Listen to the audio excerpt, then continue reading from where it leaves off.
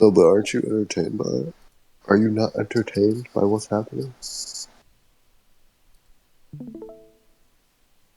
Are you not entertained by this?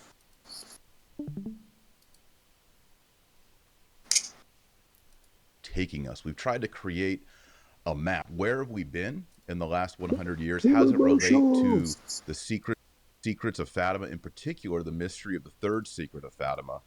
And what does 2020 hold for the Catholic Church, especially that the agenda of Francis has become more obvious to all of us? I'm joined today by a great scholar, Christopher Ferrara. He's the author of The Great Facade, Liberty, the God That Failed. He's well known for his research on Fatima, in particular, the third secret of Fatima. Christopher, welcome aboard. Thank you for having me on. It's a privilege to be on your show. And yeah, it's great. We met in person a few weeks ago. Actually, it was a month ago now, wasn't it? Yep. Over a month ago at the Catholic Identity Conference in Pittsburgh, hosted by the Remnant and Mike. We were there with the great Bishop Schneider and a bunch of other great speakers. That's right. And welcome aboard the movement. And to your credit, you made a bit of a mea culpa publicly instead of jumping on the bandwagon and pretending you were always there. Right. And that speaks very well of you. It shows the kind of intellectual integrity that is sadly lacking in other sectors of the church. So thanks for joining us, and you're quite an asset. And well, thanks. And part of the epiphany in this process, I think, is coming to appreciate and understand the message of Our Lady at Fatima. And you've certainly done a lot of the heavy lifting on that, especially as it regards the third secret, which has become something more and more important to me as especially the pontificate of Pope Francis moves along and trying to understand how did we get here and where are we going, Well, Benedict basically exposed the problem back in 2010 when he made a pilgrimage to Fatima. During the airborne press conference, he had selected beforehand certain questions that he wanted to answer. And one of them was about whether the secret, meaning the vision that was published in 2000 without an explanation of the Virgin, involved the homosexual priest crisis. He picked that question and pointedly answered it in the following way, and I'm summarizing, I'm paraphrasing, that the worst threat to the church comes from sin within the church. And this is what is novel in the secret. We've seen this before, he said, in church history, but we're seeing it today in a really terrifying way. In the Italian, he said, in modo veramente terrificante. Meaning, of course, what we're seeing now in terms of the so-called pedophilia scandal, which is actually a homosexual priest scandal. So he linked the secret to sexual corruption within the church and said that the greatest threat to the church is internal, not external. Now, Antonio Socci, who has written on this subject, said that by making that response to that pre-selected question, Benedict reopened the dossier on what he calls the fourth secret of Fatima. And what is the fourth secret? It's an ironic description of the missing part of the third secret. We have this vision of a bishop dressed in white who seems to be the Pope. And then later in the vision, there's a specific reference to the Pope. So already there's confusion. Who's the bishop in white and who's the Pope? The Pope is killed at the top of the hill, along with bishops, priests, and members of the laity, after having barely escaped from a city filled with the dead. What does it mean? When does this happen? Is this Rome? Is it a nuclear holocaust? Is it the end of the world? Why is the Pope killed? Who is it that kills him? We only know that it's a band of soldiers. But the Virgin is strangely silent about that vision, even though she explains something as obvious as the vision of hell in the first part of the secret. And the reason we know that something is missing, to me this is dispositive, is that the Vatican resorted to Cardinal Sodano to give us an interpretation of the vision. The same corrupt prelate who covered up the scandals of Father Maciel, who finally, during the pontificate of Pope Benedict was sent off to a monastery to die in disgrace. So the fact that we don't know what the vision means and that they had to resort to a proposed interpretation by none other than Cardinal Sodano, who has no confidence in the matter, shows us that there must be something missing. There has to be an explanation of this vision. She did not leave us a cipher. She did not leave us in bafflement about what's going to happen to this mysterious bishop in white at some unknown time in the future. There must be an explanation. Now, why hasn't it been revealed? I think Socci came up with a very credible explanation. There is something that Sister Lucia wrote, which explains the meaning of the vision. It's probably a crisis in the church, accompanied by a worldwide crisis, a planetary crisis, perhaps the Third World War. And the two crises culminate in this devastating scene, and the Virgin explains it all. And Sister Lucia wrote it down somewhere, perhaps in her notebooks or in a separate document. And the Vatican has persuaded itself that these are just annotations of Sister Lucia. They can't be relied upon. They're not authentic. They're not part of the vision proper. And so they published the vision alone, because the rest of it's just too explosive to be admitted as an authentic part of the secret. Now, of course, the secret is taken seriously by the Vatican. No longer do they dismiss the third secret. They were forced finally, largely by pressure from Father Gruner's apostolate, to publish at least the visional aspect on June 26, 2000. So they take the apparitions, or they're required to give the appearance of taking them very seriously. And what's lacking is the explanation of the vision. And in that explanation, we would see what has been happening in the church for the past 60 years was the subject of a prophecy by the Blessed Virgin herself, and that the culmination of this, God forbid, would be some kind of catastrophe in which the city of Rome is devastated, probably the city of Rome, and a pope barely escapes alive. And by the way, Pius X, the great sainted pope, had a vision to that effect. He said, I see a successor of mine fleeing the city of Rome in the midst of a disaster, and only to die in disgrace, to be killed while in retirement. Interesting. So that's what we're talking about. We're talking about a missing text. It's the soundtrack of the film, if you will. Exactly. Yeah. The film, we don't have the soundtrack. Yep. We have the angel. The angel says penance, penance, penance. But we don't know why the urgency of penance becomes a part of history at that moment, or even when that moment in history occurs. We know nothing really about the meaning of that vision, and the idea that Cardinal Sodano will explain it to us is it's laughable. Yeah, it's Absolutely ridiculous. Yeah. So I want to circle back on Sochi in the terminology. I want to get our terms right. Is it right to say fourth secret, second part of the third secret? I call it 3B because 3A is the vision. Before I do that, though, we forgot to pray. So I'm going to begin, well, not begin, but at least introduce us with the Our Father. We'll pray it in Latin for everybody. I'll put it on the screen so everyone can join with us. And today, especially because of the 4 exorcists who've asked us to pray, we'll offer this Our Father for the Holy Father and the Church of Rome. In nomine Patris et Filii et Spiritus Sancti. Amen.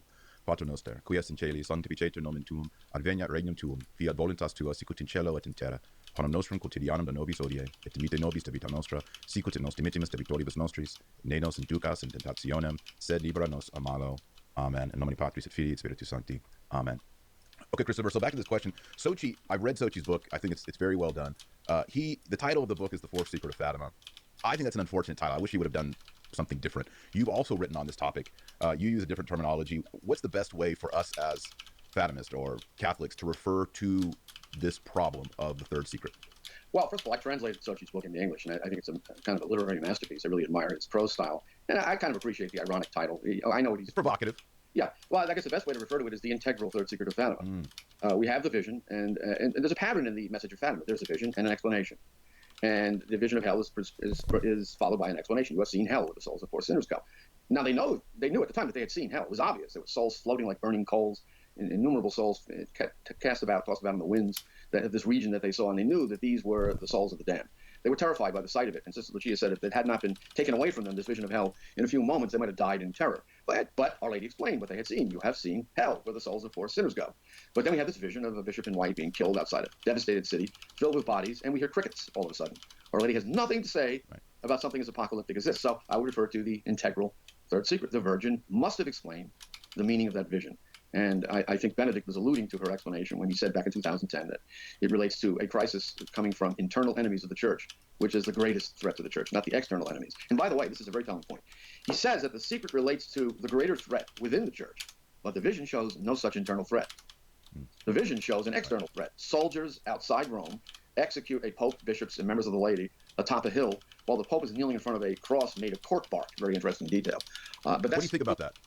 Well, there are cork bark trees in the vicinity of Rome, but there are also cork bark trees in Portugal. So I don't know what to make of. There's a lot that we don't know what to make of because we don't have an explanation. We only have Cardinal Sodano's ridiculous interpretation that the third secret is basically the second secret. It's all about the 20th century and World War II and the fall of communism and the attempt on John Paul II's life. Yeah, ludicrously enough, they say a pope not being assassinated is a pope being assassinated. We're supposed to swallow that interpretation.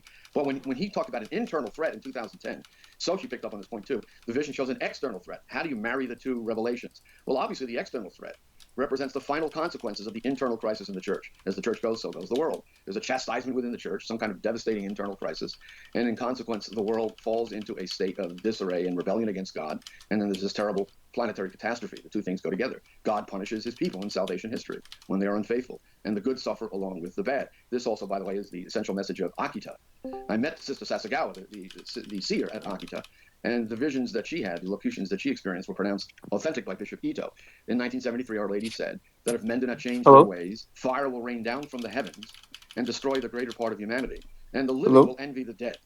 Now, in the vision published in 2000, there's an avenging angel hurling bolts of fire at the earth. Yes. The Virgin repels them, but not before there has been devastation. So it isn't that she repels them and we're spared the devastation. There is devastation, but apparently she mitigates it in some way, which would accord with the triumph of the Immaculate Heart, the ultimate consecration of Russia, and a period of peace. But if the consecration is done too late, there's going to be this devastation, which Our Lady will mitigate, but will not be able to avoid. And that marries up with the vision in Akita in 1973. And Cardinal Ratzinger revealed to the Philippines ambassador to the Vatican, I believe his name is Howard D., that this part of the Akita message and the Fatima message are essentially the same. So that's another revelation. Yep, bingo. It seems to be a slam dunk.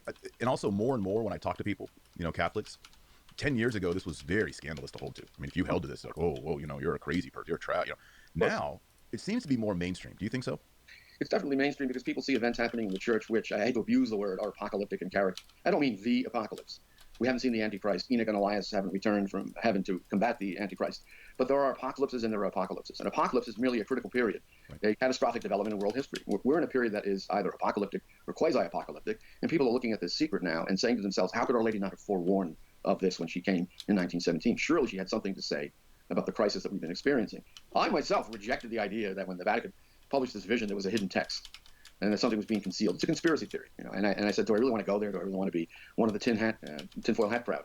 But the more I looked at the evidence, the more I realized that there's an inescapable conclusion that something is omitted. We have to have an explanation of this vision. There's just no way that Cardinal Sodano is the Oracle of Fatima. It's laughable. So, yeah, more and more people have considered the evidence. Mother Angelica, within a year of the publication of the vision, said, and I quote almost verbatim, I happen to be one of those who thinks we didn't get the whole thing. Yep. And she said that on live television before an audience of millions. And she reflects basically common sense among the members of the faithful who have paid any attention to Fatima, who care about the message and its consequences for the church. So, yeah, there's a spreading awareness that something has been withheld from us. Yep. There's the 2000 event, which they revealed what we would call 3A, the first part of 3. But can we go back in time and talk about Lucia and her statement that it should be open in 1960? They say, why 1960? Because then it will become more clear. There's a bit of controversy on this because some people say Our Lady gave the date of 1960.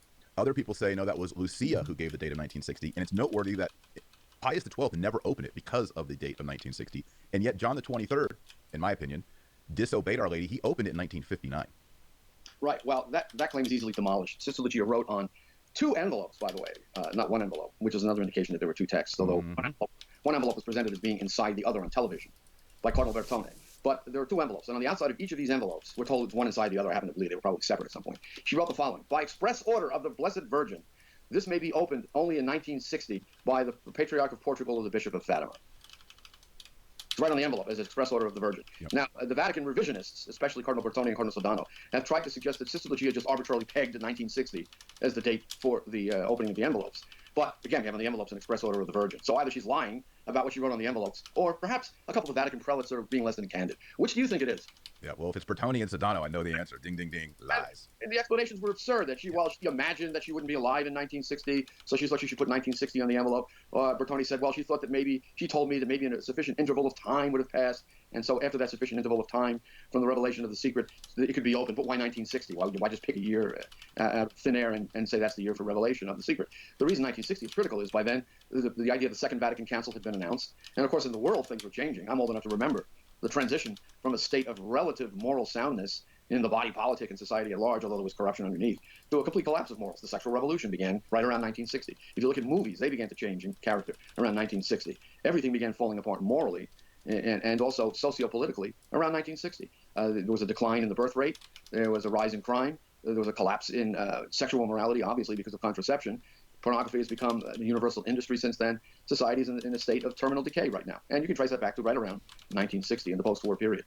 So I think it was a critical year in terms of both an internal crisis in the church and the civilizational crisis we're witnessing right now. It was a pivotal year. And she said that in that year, 1960, the meaning of the secret would be clearer. Another telling point, what about 1960 makes the vision clearer? The vision standing alone is not made clearer by the year 1960. Yet the envelope says 1960 is the year the secret is to be revealed by express order of the Virgin. So there must be something in the explanation of the Virgin, which we haven't seen, that links this devastating scene in the vision to a crisis that originates in the year 1960, on or about 1960. So it would be something along the lines of, there will be a terrible crisis in the church. There will be a council followed by great disarray in the church. There will be corruption in the church, which, by the way, is predicted in other Marian apparitions. Priests will oppose priests. Bishops will oppose bishops. Many will fall from their state of consecrated life. They will leave the priesthood. They will leave the nunneries. And the crisis in the church will be accompanied by a terrible crisis of morality in a world that is in rebellion against God. And the culmination of it all will be a chastisement of all of humanity. That, as much as I've said, it could probably be summed up in a single paragraph, because the Marian apparitions are amazingly concise. They convey a lot of information in very few words. And this is essentially, again, the message of Akita. If men do not change their ways, there will be a punishment of all of humanity. And the message of Akita talks about bishops versus bishops, and priests being scorned because they're faithful to their vows, and corruption of morals within and without the church. So the two things are linked, a crisis in the church and a civilizational crisis in Akita, and I believe also in the message of Fatima. But once again, the vision alone doesn't provide that link. There has to be a text of the Virgin's commentary. That's what we haven't seen yet. Yeah. And you mentioned it. I mean, the elephant in the room that everybody thinks about that you're just not supposed to mention is Vatican II. Right. You know, Vatican II, the schemas were prepped. Everything was getting ready to go. And, you know, in the opening of Vatican II, John the 23rd refers negatively to the prophets of doom in our day, the prophets of doom. Now, everyone ask yourself, in the years of 1960, 1962, who were the only well-known Catholic seers on planet Earth of the last several decades?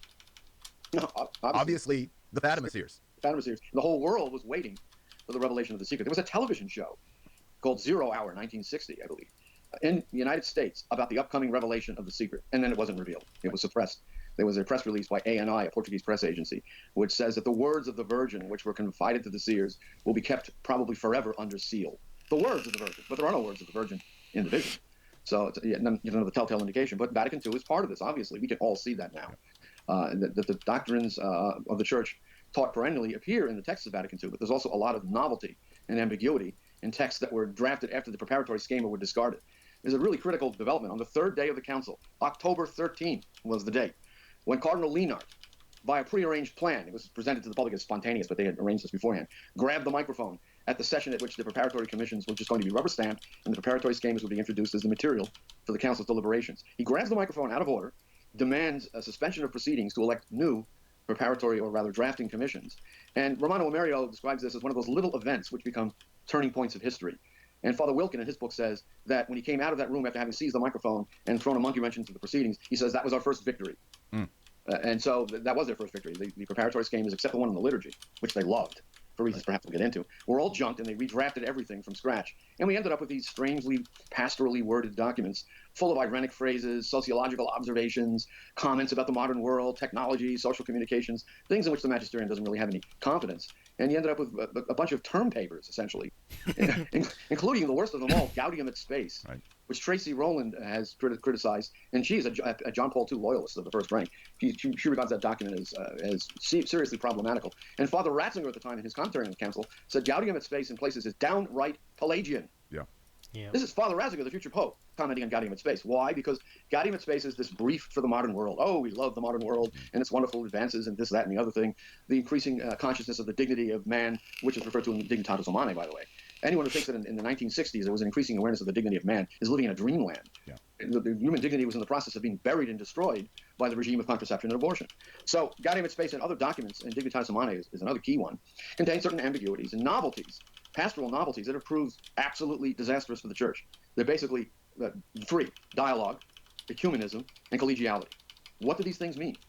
To date, we have yet to have a precise understanding of any of them, which gets us into this whole concept of this article I wrote called Viruses in the Body of Christ. Maybe we can get into that subject. Yeah, let's talk. That's where I wanted to go next, is define for us viruses in the body of Christ. This is, I think, a helpful analogy.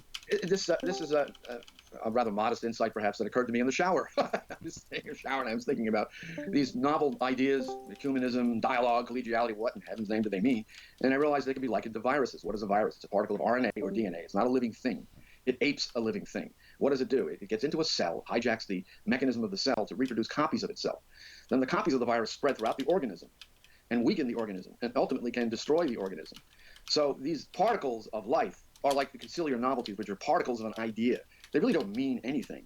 They represent things, but they don't mean things. And then the analogy I would use is, it's like describing an elephant. An elephant doesn't mean something. An elephant is something. So you can describe the elephant. An elephant is an animal that's usually gray and has a trunk and 4 legs and a little tiny tail and so forth. You can describe, therefore, ecumenical activities. You can say what ecumenism is, but it doesn't really have a meaning. What does ecumenism mean? If you examine it carefully, it doesn't fit the schema of doctrines that have meaning. So another example I give: the Immaculate Conception means that from the very first moment of her existence, Mary was conceived free from all stain of original sin. That's what the doctrine means.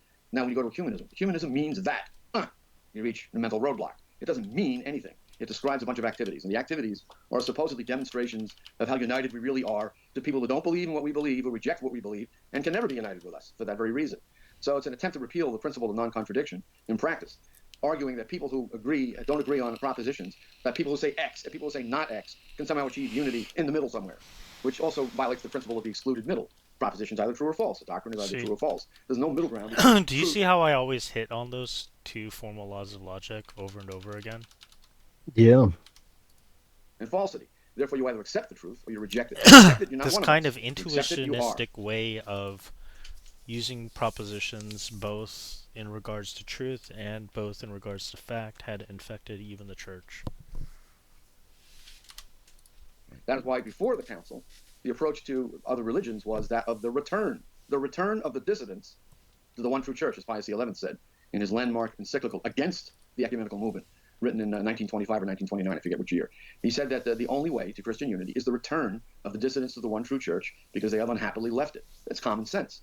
You can't be united unless you're united in one Lord, one faith, and one baptism. But ecumenism is this illusory pursuit of unity, according to a term that has no meaning, that has spawned various activities that pretend at unity, but don't really exhibit unity, because there isn't unity. Not only is there not unity, Taylor, since ecumenism began, the Protestant sects, confirmed in their errors, have degenerated at an accelerating rate. So today they're ordaining women as bishops, practicing homosexuals married to members of the same sex as priests and bishops. They've gone completely around the bend or off the cliff into the abyss. And the more radical they become in their rebellion against the teachings of the church, even on basic questions of morality, the more these people who practice ecumenism fatuously proclaim that we're achieving greater unity than ever. It's the most amazing development in the history of the church. Then you have the other element of dialogue. Now, dialogue works with this other virus of ecumenism to produce further debilitation in the church. I recommend this book, Iota Unum, by Romano Amerio. It's derived from our Lord's saying that not one jot or tittle, Iota Unum, of the law will be changed. He came to fulfill the law, which means the church is not going to change anything. The church is here to conserve, defend, and pass on the truth, not to change one jot or tittle of what she teaches.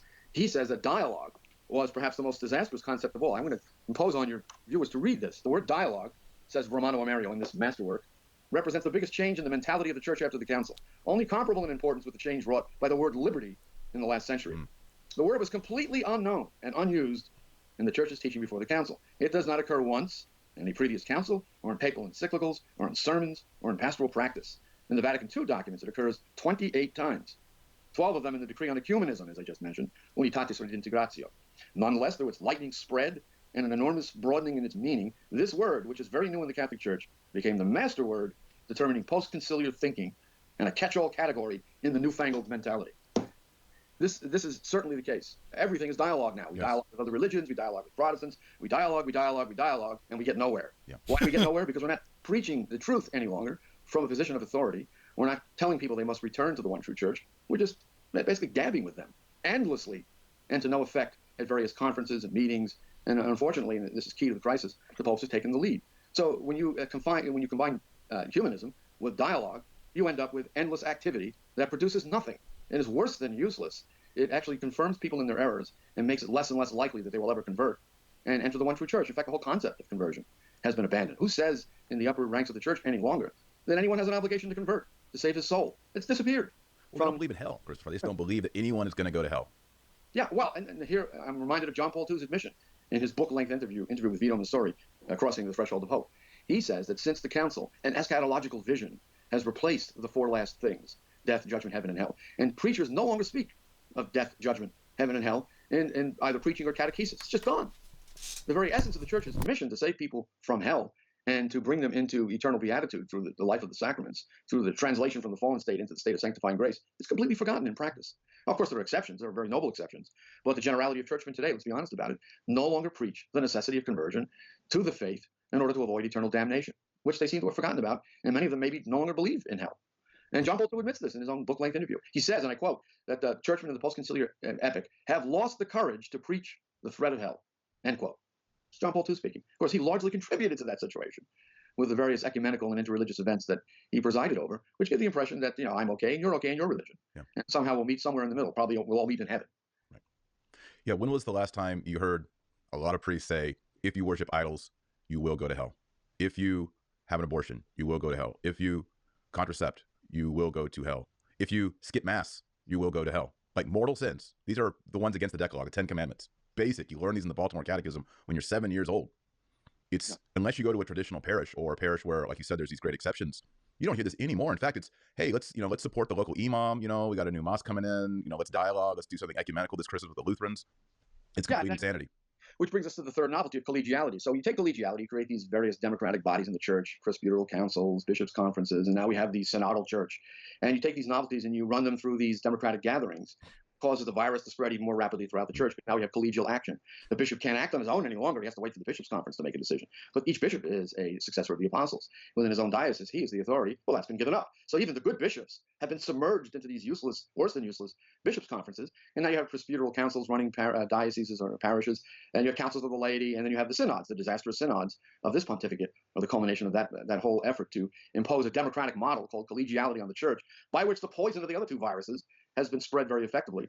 And it becomes a kind of official doctrine of the church. This whole idea of the dialoguing church, the ecumenical church, the synodal church, even though the actual doctrines of the faith remain untouched. It's the devil's masterstroke.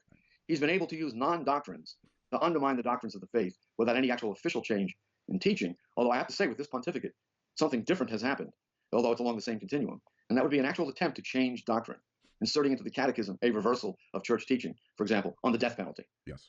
For 2,000 years, based on the words of God himself in the book of Genesis, whosoever sheds man's blood, by man his blood will be shed. And Christ himself will acknowledge the authority of Pilate to put him to death, even if the authority was abused. For 2,000 years, the church taught that for the gravest crimes, capital punishment is morally licit. Perhaps you can make an argument for suspending it for certain reasons. Maybe the judicial process is defective. Maybe too many innocent people have gone to their deaths. I could see an argument for suspending the penalty. But to call it immoral or inadmissible in every case is to reverse divine revelation itself when you get down to it. We've never seen that before. No. And this is, the Pope is infallible on faith and morals when speaking ex cathedra. So this is not ex cathedra, but I mean, come on, Christopher. We're talking about catechism. We're talking about magisterial. I mean, he is hitting home here when he's talking. This is not just discipline. This is morals, faith and morals. Well, for me, it doesn't pose a critical problem in terms of the defectibility of the church. I used to talk with Father Gruner about this. I learned more theology at his kitchen table than I could have learned in a master's program. And he put it into my head, and I've never forgotten it. The idea of the so-called authentic magisterium.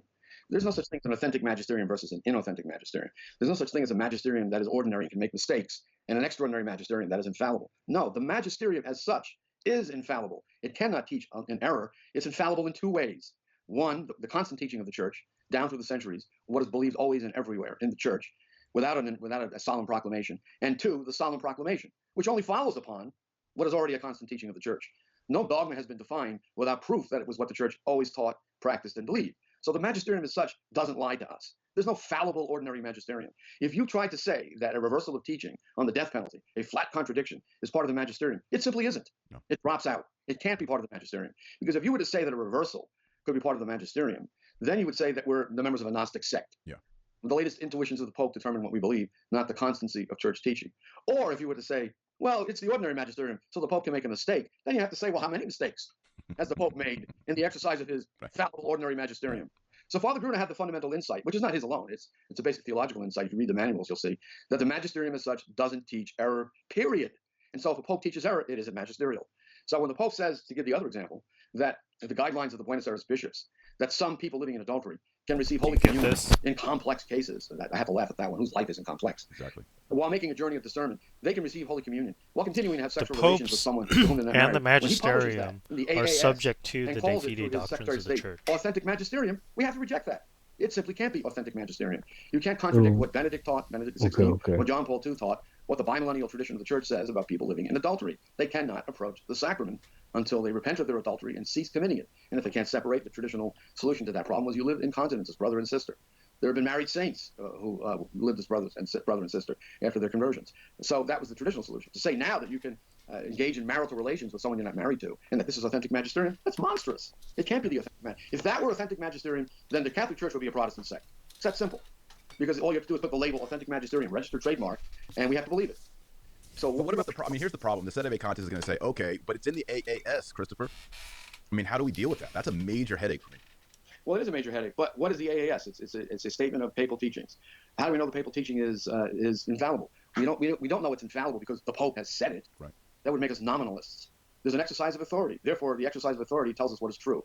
We're not ecclesial positivists. The Pope has spoken. Therefore, we must believe it. So let it be written. So let it be done. That's not the church that we live in. What we know something is authentic magisterium when it's what the church has always taught, what the church has solemnly defined. And another point: what was published in the AAS is not a command to us to believe anything. It's a permission for a ruinous relaxation of discipline. There's no doctrine there. He doesn't say our Lord allows for sexual relations outside of marriage in cases of complexity involving civil remarriage following a divorce, and that this is an exception to our Lord's teaching on the indissolubility of marriage, and you must believe this exception. No, he fudges up an exception. He makes a vague allusion to complex circumstances and says certain people in these circumstances, while discerning that they shouldn't be engaging in adultery, can continue to engage in adultery while they receive communion. So it's not really a doctrine, it's a disciplinary permission. Now, more problematical is the contradiction on the death penalty. He had that put into the catechism. Okay? So obviously we can't be victims of cognitive dissonance. We can't turn around and reject whatever. Right, I mean, they're contradictory statements. The prior teaching in the CCC and then the new teaching in the CCC. They can't both be true. So the only solution to the problem, short of state of vacantism, which I certainly don't espouse, although I admit the possibility that someday a future pope or council may call into question the last conclave. It's not for me to do that. I have no basis on which to prove anything about the conclave. But the only way to resolve the problem otherwise is to say, yes, the Pope can make a mistake. Obviously, popes are not impeccable. They're not infallible per se. If the Pope makes a mistake, he makes a mistake. If he makes a mistake, is that part of the magisterium? The answer has to be no. Right, because we have Pope Honorius who says something that's objectionable to the Catholic faith, one or two wills. He was anathematized by 2 councils and by a pope. Right. And his teaching is not considered part of the magisterium. Absolutely Why? not. Why? Because it's wrong. It's simply wrong. So if the Pope teaches something that's wrong, well, all that proves is that we have a Pope who made a mistake. Whoever said the popes don't make mistakes when they teach on a matter of faith and morals? They do make mistakes. The only problem is calling the mistakes part of the fallible ordinary magisterium. It's a labeling problem. Right. The reality of the Pope's capacity to make mistakes is there. We can't say the Pope can never err when he opens his mouth on the question of faith and morals. That would turn him into a divine oracle. No, it's the constancy of teaching that ensures its infallibility. So when a Pope makes a mistake, what is it? Very simply, it can't be the magisterium. We can't have a fallible ordinary magisterium. We simply have a Pope who taught something erroneous, like Honorius, and it drops out of the category. Does that of make magisterium. sense? It's just a mistake. So whenever the Eastern Orthodox come in here and they try to pigeonhole Catholics into having to believe that everything that the Pope says, whether or not it's not magisterial or magisterial, is infallible, because that's the way that they understand it, which is they understand it in a way in which the Pope is a divine oracle. That's never true. That's never been taught. You get what I'm saying? So you have to maintain that the Pope can be in fact a formal heretic and still be a valid Pope. Yeah. What do you think about the, Paul VI, the day before he closed Vatican II, he said that this council is not part of the extraordinary magisterium. And a few months later, he said it did not exercise infallibility. How can we have a council that's not exercising extraordinary magisterium? It's not infallible. All the other councils, I presume, are, part of the extraordinary magisterium and are infallible. How come Paul VI put an asterisk next to this council? Well, again, a council can, in the exercise of its powers as a council, refrain from an exercise of the extraordinary magisterium. So if the council wants to say through the Pope, who's the head of the council, and without whose approval the council is void, it's of no benefit to us.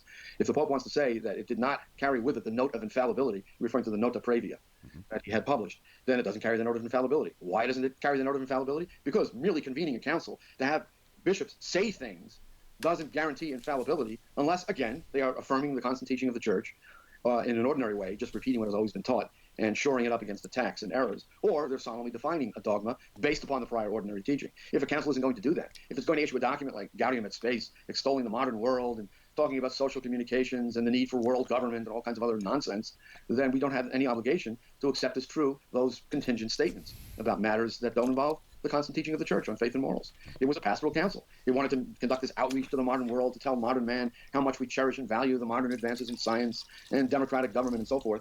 And if you're going to write a sociological term paper and publish it in the four corners of a sociological term then you have to paper, take it as it is. You go through it and you see where the doctrine is and where the commentary is. And that's probably why Paul VI felt compelled to make that note, that this is not a council that met to define dogmas or even to condemn errors as such. I pulled the quote up. History of councils. I pulled the quote up, Christopher. You can't see it, but it's on the screen. The exact quote of Paul VI is, in view, and you've said basically everything. Sociological in view term of the papers. pastoral nature of the council, it has avoided proclaiming in an extraordinary manner any dogma carrying the mark of infallibility, end quote. Right. And basically, if a council talks about things that are not doctrinal, we don't have to believe what the council said. We give it a respectful hearing. For example, the very beginning of Dignitatis Humanae declares that modern man is increasingly aware of the dignity of the human person. No, he isn't. It's the opposite is the truth.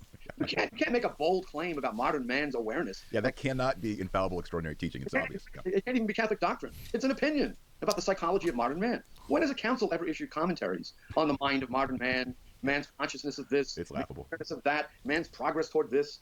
That's the problem with Gaudium et Spes and the council in a nutshell, that the conciliar fathers, after junking the preparatory schema, ranged far beyond matters of faith and morals, matters of Catholic doctrine, and decided to talk about the modern world. Well, that's very interesting. We'll read it and see if it corresponds to reality. And in many places, it simply doesn't, beginning with the statement in Dignitatis Humanae. Man is completely unaware of human dignity now. It's being trampled upon all over the world. Babies are being slaughtered by the hundreds of millions in their mother's wombs because men have lost sight of human dignity. Now they're attacking even the very idea of gender. Male and female, he made them, says the book of Genesis. No, they say. They're rebelling against all of creation now, against being itself, something as basic as male and female. And so I have to say that the optimism the Council Fathers expressed toward the modern world was a fatuous optimism. It didn't have any bearing on reality. We were in the middle of the spread of Soviet communism, the rise of the contraceptive mentality and legalized abortion throughout the world, and here they are extolling modern man's increasing awareness of human dignity. It's almost laughable. And in fact, Cardinal Ratzinger said, I believe he was writing as Cardinal Ratzinger or Father Ratzinger, I forget which document. He said that one of the problems with the council was that the optimism of the Kennedy era pervaded its deliberations. Now, when has the optimism of a political society, the Kennedy era, ever pervaded the documents of the Ecumenical Council. Yeah. He said something along the lines of, the mentality overcame the council fathers that they could start over again and make everything new. A new Pentecost. Yes, and the council became a 0 hour. Well, this is all nonsense. Ridiculous. There are no councils that become 0 hours. There are no councils that exude optimism about a particular era in history. This is all sociology and anthropology, not Catholic doctrine. And this is why the Second Vatican Council is unique. It's also why Pierre Congar said that he's one of the movers and shakers of the council, one of the theologians of the new theology. Pierre Congar said that with the council we have had our October Revolution in the church. The October Revolution, October 13, 1962, the day that Cardinal Lienard seized the microphone and threw a monkey wrench into the council, and we ended up with the documents we're talking about now instead of the conservative preparatory schema. It was the October Revolution. And weren't the schema prepared initially by Cardinal Ottaviani? Yeah, you oversaw the preparation, and they were very solid. The liturgy one was very dubious, because Annibale Bugnini, who should have been removed long before he was finally removed and sacked, sent off to Iran to die in disgrace, he was the principal author of that document. And then he became the principal implementer after the council. So he basically threw the football to himself, grabbed it, and scored a touchdown after the council, and spiked it in the end zone. In fact, Michael Davies points out that somewhere in his writings, I think it's in his autobiography, he says that the foisting of the new liturgy upon the church represented a conquest of the Catholic Church. Yes. He had conquered an edifice, a liturgical edifice of 2,000 years standing by introducing this new liturgy. And we know that Cardinal Ratzinger has said that the consequences of this can only be tragic. Never before had this been done to the liturgy. People meeting in committee and devising a new liturgy. I think writing cannons on napkins at taverns. Yeah, at a trattoria. Yeah, ridiculous. People don't know that Eucharistic prayer too was written on a napkin at a tavern. And and Archbishop Lefebvre recounts how he saw a performance of the new mass. He saw a performance of the new mass, and he said to himself, "Is this for real?" And then he asked Bugnini, "This is a little brief." You know what Bugnini said to him? "Well, we can always add something." Well, Marcel Lefebvre, by the way, confirmed my wife in the faith. She's a convert. She must be a saint, huh?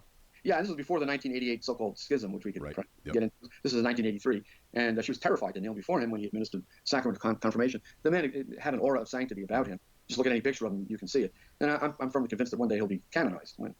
You referred in our opening to my mea culpa, and even though I've been going to the traditional Latin Mass for 10 years, there was a time where, and I'd been taught this, that Marcel Lefebvre is the new Luther. He's so bad. He's a rebel. He was divisive. He was prideful and all that. And when I actually began to listen and read Michael Davies, and then read the biography, the big biography. Yeah. This man is a saint. Yeah. I mean, this guy was fighting the battle during Vatican II, after Vatican II, and then from 1970 until the day of his death. This guy is a hero, and I think he is, in a way, the St. Athanasius of the Vatican II era, and I do also believe that he will one day be vindicated and canonized, especially when you look at 1986 and that horrible Assisi event, which was nothing less than idolatry and indifferentism that John Paul II hosted. People don't understand that the 1988 consecrations were an old man's last-ditch effort in light of the 1986 Assisi event. Those two things have to always be placed together. You can't isolate 1988 with the consecrations from what happened in 1986. And now, of course, ironically enough, it's kind of a paradox, really. Francis has done more to regularize them than even Benedict did. But the process of regularization is really a joke, a complete joke. They have faculties to hear confessions around the world. But they can't celebrate a mass unless it's at a wedding approved by the diocese, but they can do the wedding if the diocese approves. So if you go to confession, that's fine, but you can't go to the mass unless it's a wedding mass. So what's going on here? They have faculties on Monday, but not on Wednesday.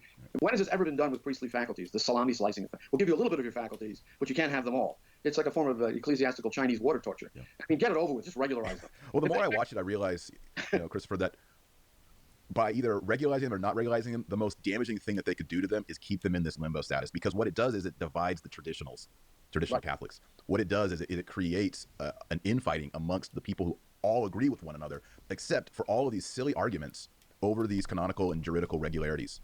Yeah, so they know what they're doing. They're doing this on purpose to divide and conquer us. I've seen that now. And never have we seen such hair splitting with the faculties of priests. Yeah. You have faculties on one day in one circumstance, but on the next day you don't have faculties. On one day your mass is valid and licit, and on the other day it might be valid, but it's not licit. It depends on where you celebrate the mass. Right. I mean, really, it's ridiculous. And this, by the way, from a pope who's constantly railing against the doctors of the law and the Pharisaical hair splitters. I've never seen a worse example of Pharisaical hair splitting than what's being done to the priests of the Society of St. Pius X. They're Catholic priests. That's the end of the story. If they can hear confessions around the world, which they now can do, then they're regularized already.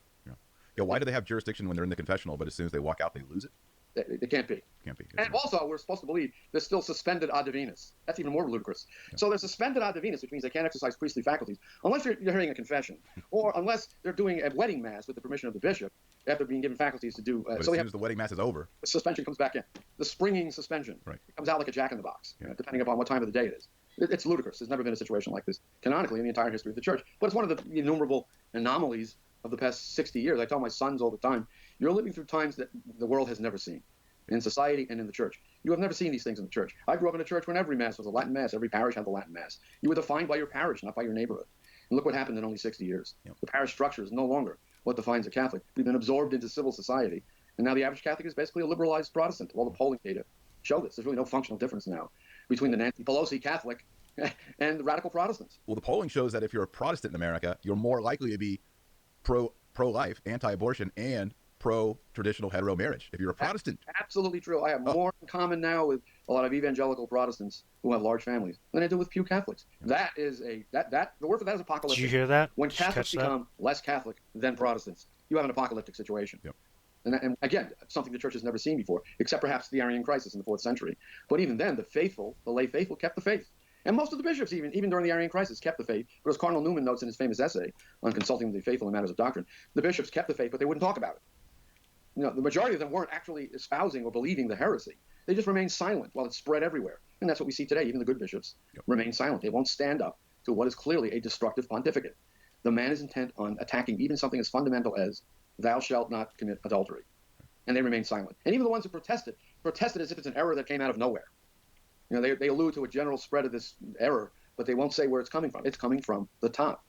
And Cardinal Chiappi, who was the personal theologian to 5 successive popes, including John Paul II, he revealed that in the 3rd secret, it's predicted that the great apostasy, or the apostasy in the church rather, will begin at the top. Yes. That does that mean we're sede vacantis? No, it means the popes have fallen into error. The conciliar popes, in one way or another, have fallen into certain errors. Now, John Paul II was great on moral theology. And it's precisely the teaching of John Paul II on moral theology that this pope seems determined to overturn on the subject of divorce and remarriage in particular. So, we're in the midst of an unparalleled crisis, and we've already indicated how it stems in part from the Second Vatican Council's introduction of these novelties of ecumenism, dialogue, and collegiality, which have disabled the church. The church has been demissionized, as one commentator put it. We're dead in the water. We're just sitting there, taking fire from all sides. And we've hit a couple of shots that hit us below the waterline. We're not going to sink. I mean, ultimately, the damage will be repaired, but only God knows when. Yeah, we're taking on water for sure. Yeah. All right. So what do you think about Benedict's resignation? Why did he do this? Why did this happen, Christopher? I mean, talk about taking a hit. I think he was forced out. I don't know why he was forced out. I do know we haven't been told half the story. There are various conspiracy theories. He was being blackmailed. This, that, and the other thing are advanced as reasons for his resignation. I don't know the answer to why he resigned. I know that it looks very suspicious. And I know that he was under pressure because at the very beginning of his pontificate, what did he say? Pray for me, that I may not flee for fear of the wolves. Well, he did flee for fear of the wolves. Mm-hmm. And the explanations given afterwards for why he assumed the papal garb, even after his resignation, continues to wear the papal ring, and continues to use his papal name, the explanations are ridiculous. Yeah. That he feels he still has a kind of papal ministry, a passive papal ministry of prayer. He's still within the enclosure of Peter. Another explanation was, well, he wears white because there was nothing else to put on after he resigned. That's so dumb. Come on, really? So very suspicious. We don't know exactly why he resigned. It wasn't on the up and up as far as I'm concerned. There's something we don't know. Well, eventually, I guess we'll find out. But his brief reign of 7 years, I call it the Benedictine respite of what he did for tradition, because of his liberation of the Latin Mass from its Babylonian captivity. The idea that the Mass was prohibited by Paul VI was demolished by Benedict XVI. He said the traditional Mass was never legally abrogated. Never abrogated. So we were fed a lie for 40 years. So he did certain things with the regularization of the attempt to regularize the society and the lifting of the excommunication of the society. That was crucial. And the liberation of the Latin Mass with Summorum Pontificum. So the way I look at it is the Pope is a giant in the church, and we have this giant pinned down like by the Lilliputians, by 1,000 strings of these modern novelties. And all Benedict did was lift his pinky, his little pinky, to exercise his authority in favor of tradition by a couple of measures. By lifting the excommunications of the society and liberating the Latin Mass. And the situation liturgically has changed dramatically. I was going on the Chartres pilgrimage before the Benedictine respite. You couldn't get a Latin Mass anywhere. They wouldn't allow it. You had to sneak one in. Maybe in one place or another you had an open-minded pastor who would let you celebrate it. But generally it was banned. Now it's, right this way. Well, the traditional Mass, no problem. So that's a radical change in the environment. And of course Francis doesn't like it. He said things along the lines of, I don't understand why young people like this Mass so much, this traditional Mass. He says, but if you look beneath, if you scratch below the surface, you'll see there's something wrong there. He's accusing the people who are attracted, young people in particular, to the traditional liturgy of mental disorder. The worst kind of demagoguery. So The Benedictine respite, as I call it, was a great thing for the church. It shows how quickly a few acts of papal governance can undo all the damage. Yep. He only did a couple of things, and he made huge efforts at repair, and they've had great benefits for the church. But then he resigned, and now we have this, which is a total debacle. Yeah. Okay, so where are we going with you and I? We had dinner. It was the Feast of All Saints, and we were talking about this. What does 2020 look like? What is 2021, 2022? If Francis goes on for another 7-8 years, oh my goodness, what is his agenda? What is the goal and end game of Pope Francis Bergoglio? Well, you get into this term that Antonio Sochi has defined, which is Bergoglianism. What is Bergoglianism? Yep.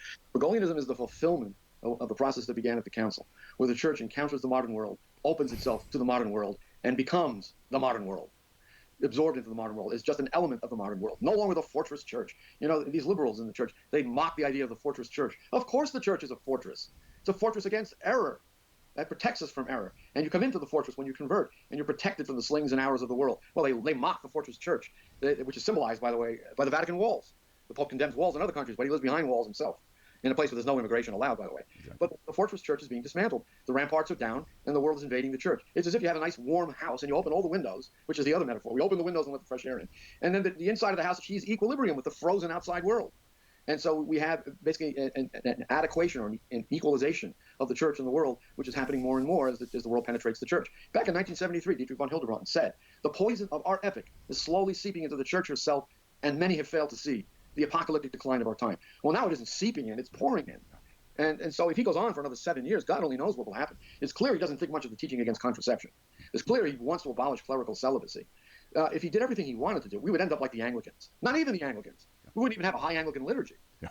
I got admitted to the South Carolina bar. I was in Columbia, South Carolina. I saw the Anglican Cathedral. Very impressive. It's a tourist attraction. So I went into the Anglican Cathedral to look at it. And there was a tour guide. I told him I was a Catholic, and he took me on the tour. We went up to the communion rail. There were pillows in front of the communion rail. I said, "Pillows? Did they kneel to receive communion here?" And he said, "Oh, yeah, we make a big deal of it. Not like you Catholics." Let me tell you, Christopher, I was an Anglican priest before I became a Catholic. I know. Every single one that I did was ad orientem. Yeah. The only time I didn't do ad orientem was when I went to go visit the elderly at the nursing home. And the chapel there was set up by guess who? Catholics. Yeah. And so we had to do it versus populum at the nursing home because that's how the Catholics had it all set up. Yeah, and not only that, you look at the liturgical text. In the same Anglican Cathedral, and I'm not saying that there's any validity to Anglican orders, far from it, but I picked up the Book of Common Prayer. And I started reading it. I said, "Wow, if only the Novus Ordo in English were this dignified." It's quite the slap to the face. The magnitude of the crisis is such that you could pick up the Book of Common Prayer and wish that we had the Book of Common Prayer. Not that we would want the Book of Common Prayer, but that's how bad it is. Yeah. My mother-in-law saw a Catholic wedding, my late mother-in-law. She came home and told me how appalled she was at the lack of dignity at a Catholic wedding, people whooping and hollering and applauding at a wedding. So if this isn't apocalyptic in scope, I don't know what would be. So if this Pope goes on another 7 years, God forbid, he'll spew errors of all kinds. Yeah. Not just the repeal of the teaching on the death penalty, not just the permission for adulterers to receive Holy Communion. He'll apply his idea of discernment to contraception. Yep. Well, in a complex circumstance, you can be justified in using contraception, but you should really discern while you receive Holy Communion, partaking of contraception, that you shouldn't be contracepting. That kind of nonsense. He'll attack that teaching. And, of course, priestly celibacy will go down the tubes. It's already been set in motion. Well, what about women deacons, and what about this whole Abu Dhabi thing? We're going to have, Jews, Mohammedans, and Catholics all worshiping together. Women deacons is an interesting case. There was a commission he impaneled to discuss women deacons. I call it the semi-secret commission. We knew of its existence, but we never got to see its conclusions, did we? One commentator notes an admission by one of the participants that the commission came down against the historical evidence for anything like women deacons in the church. Francis has not released the report. But he did say after the Synod on the Amazon that he would reconstitute the commission, give it another try and tell me what I want to hear. It's essentially what's going on, because he said he's going to put new members on this commission. Regarding the old commission, he said they didn't reach a conclusion. That's not true, apparently. They did reach a conclusion, the conclusion that there's no evidence. And then he said, well, one side said this and the other side said that. Now they've all gone off individually to pursue their own theories, which is an indication that he didn't get what he wanted from the commission. So there's going to be a new commission on women deacons. Yeah. That will tell him what he wants to hear, and maybe we'll end up with ladies in clerical costumes pretending to be deacons. Yeah, it's like a slot machine. You just keep putting quarters in it until hopefully you hit what you want. Hit 777. Yeah. So he could go on for 7 to 10 years. My hope is, I'm not a prophet. My hope is that there'll be some sort of dramatic development before then, because I don't know how much longer the church can sustain this. I mean, indefectibility is always there. There'll always be a faithful remnant. But whoever said the church will be preserved in any great extent of territory, that's not the promise of Christ. The promise of Christ is not that there'll be a widespread church of 1 billion people till the end of time, but only that the church would survive in some way until the end of time. It could be a lone pope and 50 adherents, for all we know, at the edge of a blast crater that used to be Rome. We don't know what will be left. I mean, I think of what's that book? I can't think of it. It's the science fiction novel about the end of the world. Lord of the World? No. It's a science fiction. Father Elijah? No. It's another one. Anyway, It's about an apocalyptic world where, in the post-apocalypse period, there's a revival of the faith, and it's a new order of priests founded by a Jewish convert, and that's the remnant of the church. Of course, at the end of that book, that falls too. Mm-hmm. And the final scene of the book is the sharks are swimming through the gray water because the sharks are the only thing that survived. That's not going to be what happens to the church. It's a canticle for Leibowitz. That's the end of it. And Leibowitz is the priest who founds the new order. So the church will survive in some way, shape, or form. We have the promise of Christ to that effect, that the gates of hell will not prevail against the church. That doesn't mean the devil won't have temporary victories, provisional victories here and there. And we've already seen this in the 4th century with the Arian crisis. It looks like during that crisis, the devil had won. The church had become Arian. People were effectively denying the divinity of Christ, or at least the appearance of that denial had spread everywhere, so that the church had adopted essentially the position of the Jehovah's Witnesses. That Christ is an exalted creature. He's the favored son of God, but he's not the second person of the Holy Trinity. Or there were semi-Arian formulas, such as the one that Liberius was induced to sign in captivity. So that would perhaps be comparable to this in scope. Only in this case, it isn't just one doctrine that's being undermined. It's everything. Death, judgment, heaven, hell, the liturgy, the 6th commandment. The attack. The first commandment. Yeah, and the first commandment, of course, with the Abrahamic father house, or the house of the Abrahamic father, which is a real project. Yeah. That's the next phase of Francis's program. His program, as he said in his manifesto, Evangelii Gaudium, of changing everything in the church. I dream of a missionary option capable of transforming everything, he said, so that the church can more effectively evangelize instead of being concerned about its self-preservation. Notice he pits his program against the church's self-preservation, as if the two things were at odds. So the house of the Abrahamic father is a real project. It's been awarded to an architect. It's going to be constructed by 2022. There's going to be a mosque, a church, and an Islamic temple. A Jewish temple. No, I'm sorry, a Jewish temple. I'm sorry, man, synagogue. A mosque, a synagogue, and a church, all in the same garden. Yeah, all facing one another. Yeah, all facing one another.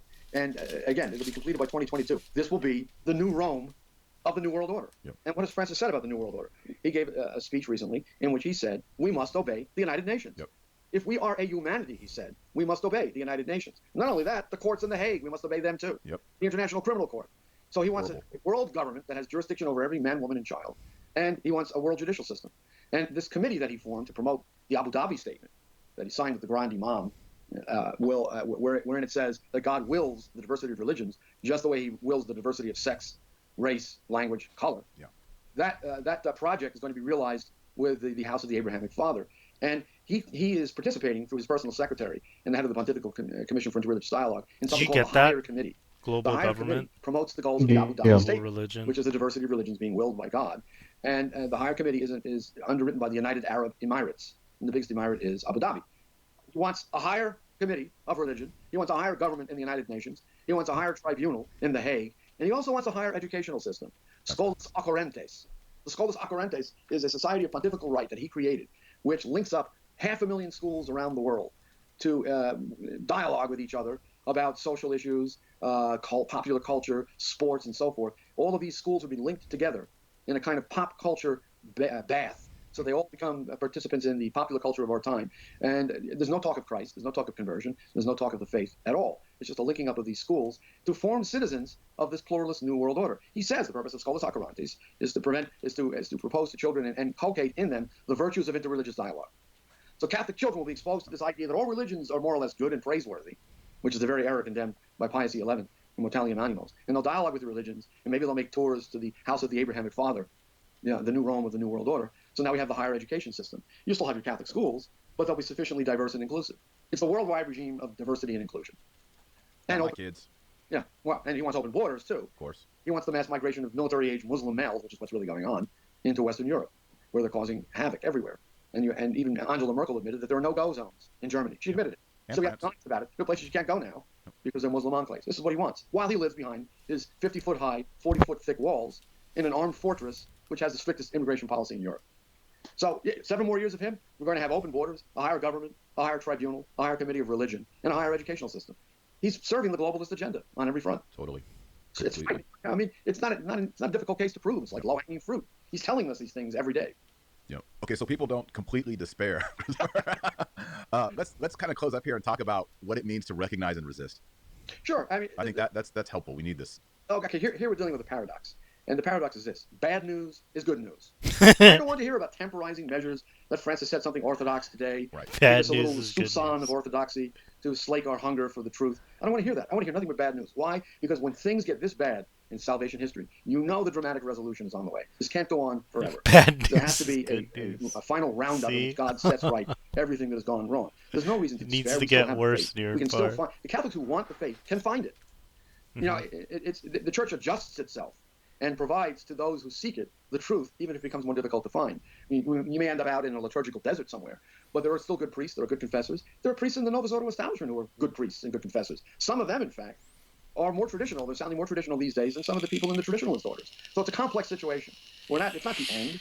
We're in a situation that's chaotic, that's confusing, that's in some respects terrifying, but the truth is still there to be had. Good priests are still to be found. The sacraments are still available. The supernatural life of the church has not been extinguished. The problem is in the human element of the church. No matter how distorted it seems to us, no matter how chaotic the situation is in the human element, the church is still there.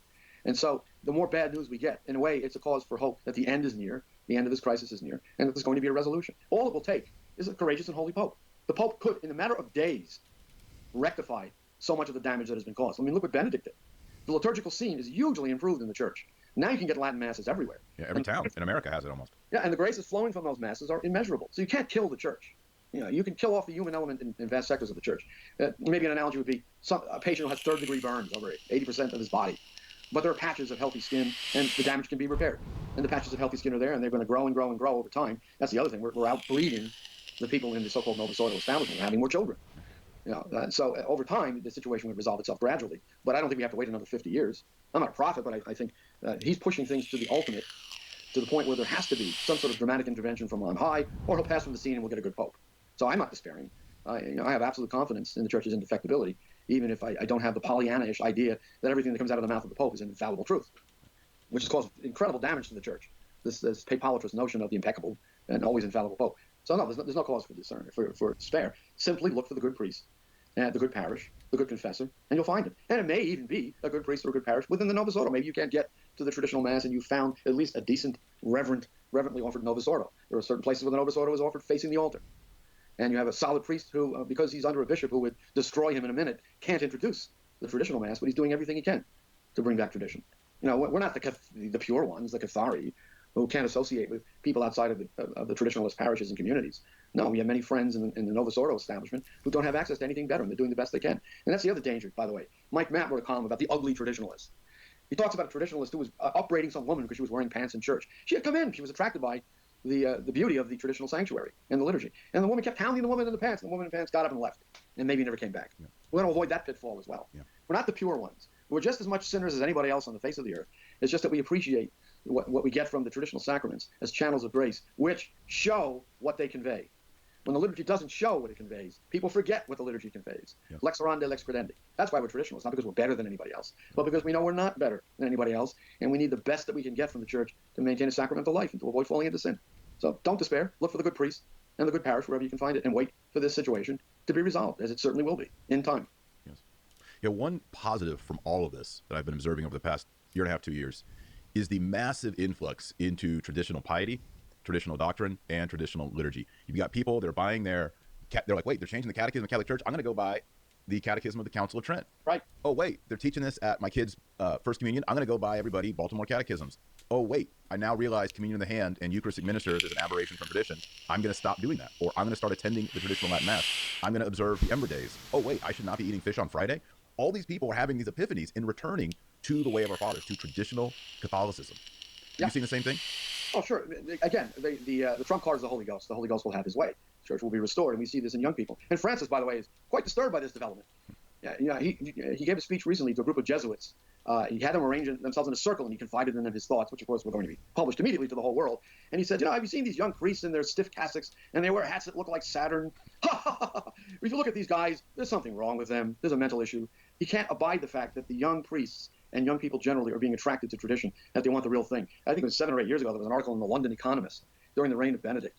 And the title of the article was, "It's Trendy to be a Traditionalist," in the London Economist. And the theme of the article was, they've had enough of the hippies of the Vatican II era, of which Francis is one. He's stuck in the era of the lava lamps.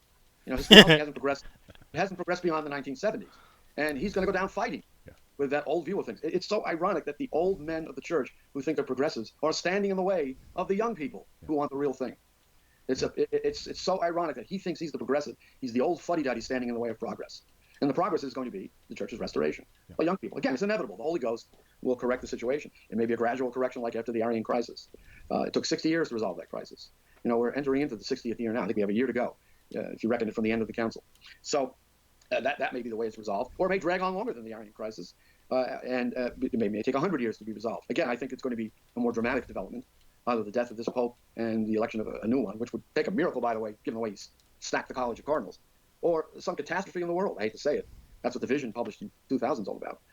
It reminds me of something a late friend of mine said. One of those huge asteroids came within 25,000 miles of the Earth, the closest encounter yet. He sends me an email, and the tagline is, "Too bad it missed." I mean, imagine if we had, say, 2 or 3 days' notice that the world was going to end. Oh my Wouldn't goodness. that be an enormous grace? It would be a huge grace for a lot of people. Confession lines would be long. The asteroid's coming for each of us anyway. We're all going to get the asteroid, a diagnosis of some kind, the death by natural causes. Every one of us is going to get hit by an asteroid. Wouldn't it be great if we had a sign from heaven? I think of the book of the Apocalypse, where John talks about a flaming mountain falling into the sea. Sounds like an asteroid to me. Sounds like one.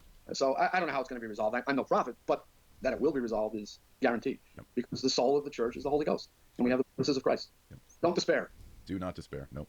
All right, before we say our closing prayer, Christopher, tell us about your books. Tell us about, we covered a lot of info that's in your book, Great Facade. Right. And I'm going to put that on the screen here. Yeah. So tell us about your work and where people can be in contact with you, and what you, if this is, I mean, most people already know you, but if this is someone's first interaction with you, what do they do next? How do they learn more? Well, what I think the traditionalist movement is, what we are as traditionalists, as masters of the obvious. It's not so easy, though, to master the obvious in an age where the obvious is obscured. So in that book, which you're holding up now, The Great Facade, I basically collect with my co-author, and I've updated it myself with about 150 pages of new material, mostly about Francis. We've collected the developments in the church. We've shown how they contradict the tradition of the church, even if there's not a formal contradiction. Again, it's by way of novelties, vague notions that undermine the actual doctrines. We go through the consequences of it, and we propose a solution. And part of the solution we proposed back in 2002 was the regularization of the Society of St. Pius X, which we're now seeing in part. But we talk about the crisis in the church as a crisis of novelty. Now, there are novelties in the church that represent a development of what the church has always taught. New prayers, for example. The rosary is a relative novelty introduced by heaven itself into the life of the church. That's an organic development. The novelty we talk about is something that has no mooring in tradition, just comes out of nowhere, like dialogue came out of nowhere into the documents of the Second Vatican Council. We never heard of dialogue before 1962. Now everything is dialogue.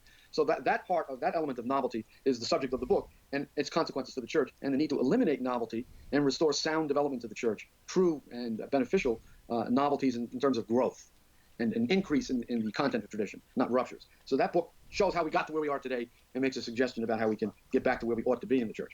But it's not just an ecclesial crisis, it's a civilizational crisis. That's why I wrote this book. Liberty, the God That Failed, traces basically from the time of the so-called modern enlightenment, the revolution in political and metaphysical philosophy, to the age of democratic revolution, which began in America, proceeded to the French Revolution, followed by the Latin American revolutions, followed by the Russian Revolution, and then the revolution in the church, the October Revolution in the church. It traces the rise of this concept of liberty in civil society, which has penetrated the church. And liberty in the modern sense is an absence of restraint on human action. It's not liberty in the Catholic sense, which is man's capacity freely to act for the achievement of the good, for the exercise of virtue. No, the modern notion of liberty is you can say what you want, you can think what you want, you can believe what you want, you can promote any ideas that you want in civil society, including abortion, the legalization of sodomy, and so forth. And the only antidote to that is someone speaks the truth in opposition to you. The Pope's condemned modern liberty in a whole series of encyclicals prior to the age of democratic revolution, during the age of democratic revolution, and after the age of democratic revolution. In particular, the syllabus of errors of Pius IX, which enumerated as errors that would destroy civilization everything that modern man now considers a given and received wisdom: unlimited freedom of speech, unlimited freedom of the press, the right to have your own vision of your future, to do as you please, civil marriage and divorce, the sale of anything the market wants to sell, from contraception to frozen embryos. It's been an absolute civilizational debacle. And this book traces its origins and suggests its correction.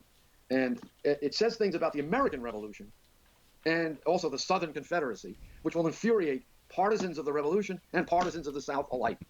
Because it takes a Catholic view of revolutions in general, whether it's the Revolution of 1776, whether it's the Revolution of 1861 by the Confederacy against the original revolutionaries, or the French Revolution, or any revolution. It traces the consequences of the revolutionary fire that spread through the minds of men in Western civilization after what I call patient zero, Martin Luther, injected our civilization with the virus of rebellion. So I think this book will educate a lot of people about some very basic problems with the modern political order, which are taken for granted as our conservative inheritance, but it's actually a radically liberal inheritance, which has meant the destruction of our civilization. We're living through it right now. So those are the two books I spent the most time on. And then there's the book on the Third Secret. I think that one, these two books are available on Amazon, so I certainly would encourage people to check those books out, and my wife will thank you. But I think there are works that, again, marshal some facts that should be obvious, but have been forgotten. I don't claim to have any great insights. What I am is a synthesizer of information for people. And although this is a heavy read, Liberty, the Vow That Failed, and also The Great Facade, I think it reads quick. You can read it in sections. You don't have to read the whole thing in one sitting. And the sections tend to be freestanding. So I recommend those two books. And I thank you for giving me the opportunity to promote them. Yeah, no, it's great. I love Great Facade. I haven't read Liberty yet. I need to put that on my list. But yeah, it's well laid out. Like you said, it's like essays that are sequential. Kind of does a timeline and brings you right the new section at the back brings you right up into the Francis era and kind of connects the dots. So it's well done. Good research. Well, I really thank you for the opportunity to be on your show. And again, I compliment you on what you're doing for the cause, which is the cause of the church itself, the cause of restoration, setting right what has gone wrong in the church. You're a tremendous asset to the movement, and onward. Keep it up. You're doing great work. Yes, yes. All right, well, that's a show, guys. I encourage everyone to follow up on this Advent challenge that I'm making for everyone, and that is attend, if you can, the traditional Latin Mass for the 4 Sundays in Lent. We've already had one Sunday, so you got 3 to go. Do what you can. Try to get in and check it out. There's a video on this, the 5 challenges for Advent. Read 2nd Maccabees. That's the other one. Pray the Rosary every single. So what do you think? I think it's interesting, man.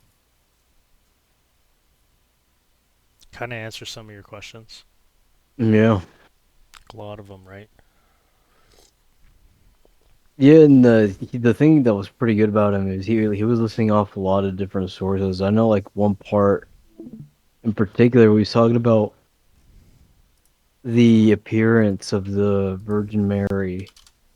That there's like a speech, but like according to these sources, like they omitted the thing and kept it for themselves, and because maybe it says something, it's gonna critique or bring like to attention what they're doing under the behind the scenes, and then all of the different sources like so that guy's pretty good for that. He would list like all the relevant like people you'd want for a schema.